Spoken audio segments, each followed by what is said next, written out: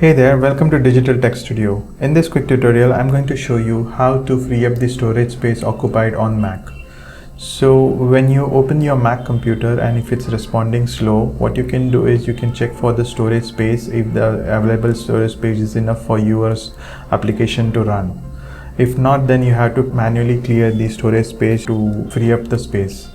For that, you can go to this Apple icon and click on this about this device. Click on this more info, which will open up this settings panel. Now if you scroll down, you would be able to see the storage, which says currently it's 42 GB available out of 62 GB, and which means I have enough space.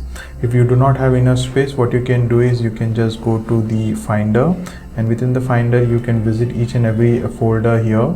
Like for example, you can go to applications and check if there is any of the file which is using the maximum size and if it is useful or not. If not, you can just go simply trash that particular application.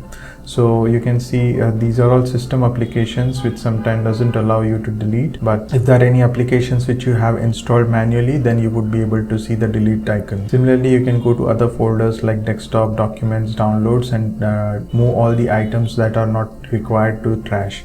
Once you are done, go to the trash, and then you can just right click and select empty trash, which will free up the space which has been used. This way you can increase the storage space.